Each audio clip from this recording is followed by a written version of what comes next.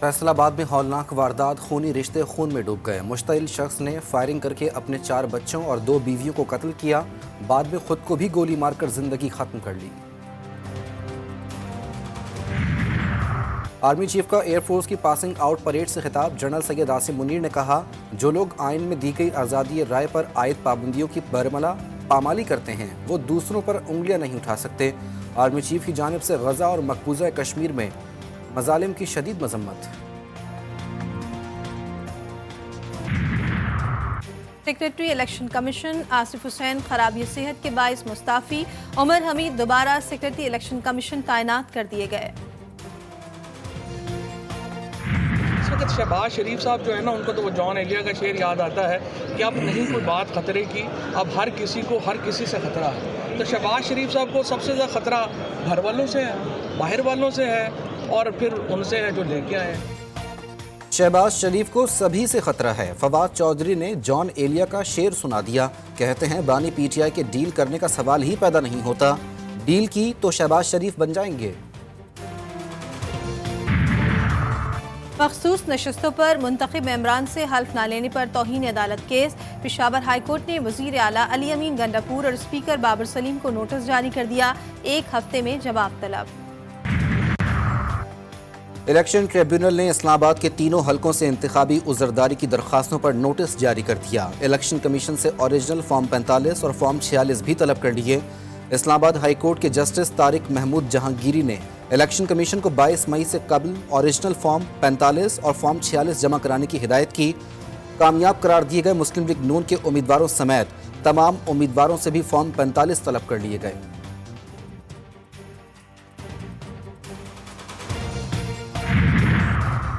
P R T case میں China company کی NAB notice کے خلاف دائر درخواست پر سماعت 25 جون تک ملتوی، درخواست گزار کمپنی کو انکوائری میں شامل ہونے کا حکم۔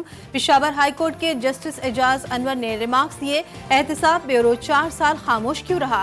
نیب کے کام بھی عجیب ہوتے ہیں، آپ کو پتہ نہیں کہاں سے چابی لگتی ہے، پھر آپ ایکٹیو ہو جاتے ہیں۔ نیب کی انکوائری کے خلاف بانی پی ٹی آئی کا اسلام آباد ہائی کورٹ سے رجوع، طلبی کا نوٹس چیلنج کر دیا۔ عدالت سے پٹیشن کے فیصلے تک نیب کال اپ نوٹس معطل کرنے کی استدعا۔ بشرا بی بی کو بنی گالہ سب جیل سے اڈیالہ جیل منتقل کرنے کی درخواست پر اسلام آباد ہائی کورٹ نے فیصلہ محفوظ کر لیا۔ سوشل میڈیا پر ڈیجیٹل رائٹس کی خلاف ورزی روکنے کے لیے قانون سازی کی تیاری، وزیر اعظم سے وزیر قانون اعظم نذیر تارڑ اور وزیر اطلاعات عطا تارڑ کی ملاقات، حکومت نئی ڈیجیٹل اتھارٹی کے قیام کا بل جلد پارلیمنٹ میں پیش کرے گی۔ گورنر سندھ کامران ٹیسوری نے ملک کے مسائل کا حل بتا دیا، کہتے ہیں مسائل کے حل کے لیے بیوروکریسی کا ڈیزائن تبدیل کرنا ہوگا۔ ملک میں اسسٹنٹ کمشنر بننے والے انجینئرز اور ڈاکٹرز کو معلوم ہی نہیں کس شعبے کے کیا مسائل ہیں، یہی افسران اعلیٰ عہدوں پر جا کر اپنی نااہلی چھپانے کے لیے ٹائم پاس کرتے ہیں۔ ایف بی آر نے آئندہ مالی سال کے بجٹ کے لیے مالیاتی بل کی تیاری شروع کر دی، چیئرمین ایف بی آر نے مسودہ تیار کرنے کے لیے پالیسی سیل تشکیل دے دیا، نوٹیفیکیشن جاری، پالیسی سیل مختلف فورمز کی جانب سے موصول پالیسی تجاویز مرتب کرے گا، نئے ٹیکس لگانے اور ٹیکسوں میں رد و بدل کی تجاویز بھی ہوں گی۔ سعودی سرمایہ کاری سے متعلق نئی تشکیل کردہ اسٹیئرنگ کمیٹی کا ہنگامی اجلاس، سعودی وفد کی آمد سے پہلے تیاریوں اور سیکیورٹی صورتحال کا جائزہ، بزنس اجلاس کے انتظامات کو حتمی شکل دے دی گئی۔ اسٹاک مارکیٹ میں مندی کا رجحان، سرمایہ کاروں کو اربوں روپے کا نقصان، 100 انڈیکس میں 444 پوائنٹس کی کمی، 70,657 پر کاروبار کا اختتام۔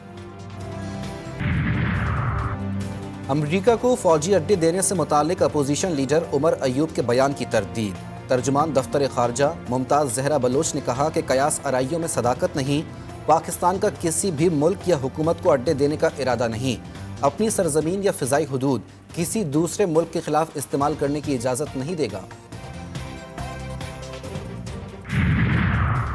وفاقی وزیر داخلہ محسن نقوی کی ایم کیو ایم وفد سے ملاقات، باہمی دلچسپی کے امور اور سیاسی صورتحال پر بات چیت، محسن نقوی نے ایم کیو ایم کے مسائل کے حل کی یقین دہانی کروا دی، ایم کیو ایم پاکستان کا کراچی میں اسٹریٹ کرائم پر فوری ایکشن لینے کا مطالبہ۔